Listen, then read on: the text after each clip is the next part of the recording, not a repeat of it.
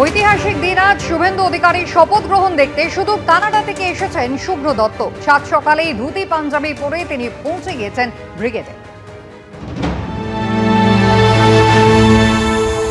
শপথ গ্রহণ অনুষ্ঠান উপলক্ষে বিজেপির কর্মী সমর্থকরা যারা রয়েছেন তারা কিন্তু আসছেন এবং যারা এই দলটাকে ভালোবাসেন তারাও আসছেন এবং আপাদমস্তক আমরা দেখতে পাচ্ছি বাঙালির পোশাকে এখানে যেরকমভাবে ধুতি পাঞ্জাবি পরে এসছেন।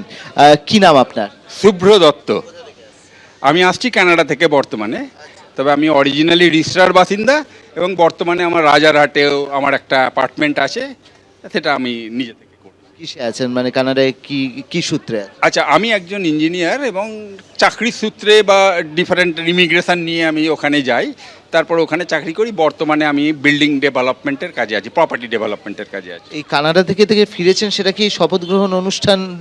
অফকোর্স, একদম যেদিনই ডেট অ্যানাউন্স হয়েছে 9 তারিখ, সঙ্গে সঙ্গে টিকিট কেটেছি, পরের দিনের টিকিট একদম নিয়ে এখানে। একদম একদম একদম। মানে কি কারণে? আপনি কি বিজেপির সমর্থক না মোদির ভক্ত? না, আমি আমি প্রথম কথা, যেভাবে মোদির নেতৃত্বে সারা পৃথিবীতে ভারতের জয় জয়কার হয়েছে, তাতে তো ওনার সমর্থক না হয়ে উপায় নেই। আমি 40 বছর বাইরে, এত গর্বিত কোনোদিন বোধ করিনি। হ্যাঁ, বাংলায় ফিরবেন এখন মনে হচ্ছে, না ওখানেই থাক? মোদিজির ডাক একটা রয়েছে, সেটাকে আমি অ্যাক্টিভলি কনসিডার করছি। বিলিভ ইউ মি, আমি অ্যাক্টিভলি কনসিডার করছি। আমার মোদিজির হাত ধরে কতটুকু বাংলার জন্য করতে পারি আমি নিশ্চয়ই চেষ্টা করব। শুভ্র দত্ত আমরা দেখতে পাচ্ছি তিনি কানাডাতে থাকেন, কিন্তু সেখান থেকে তিনি আজকে এসছেন এই শপথ গ্রহণ অনুষ্ঠানে অংশ নেওয়ার জন্য। ক্যামেরায় দিব্যেন্দু সিংহের সঙ্গে অর্ণব মুখোপাধ্যায়, এবিপি আনন্দ, কলকাতা।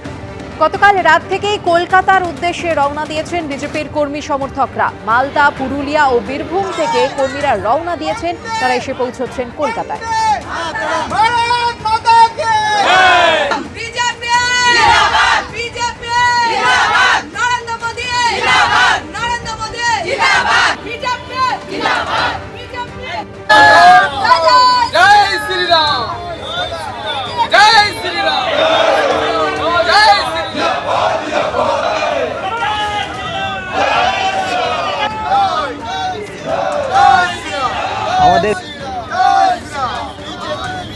আমাদের এত বছরের পরিশ্রম, 2021 থেকে শুরু করে আজ অবধি আমাদের 300 বিজেপি কর্মীর আত্মবলিদান দেওয়ার পরে আজকে এই মুহূর্ত এসেছে।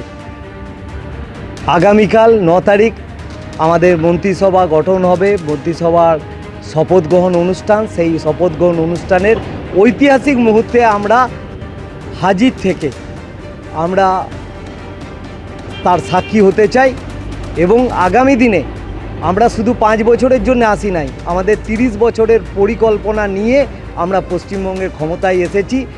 এবিপি আনন্দ, এগিয়ে থাকে, এগিয়ে রাখে।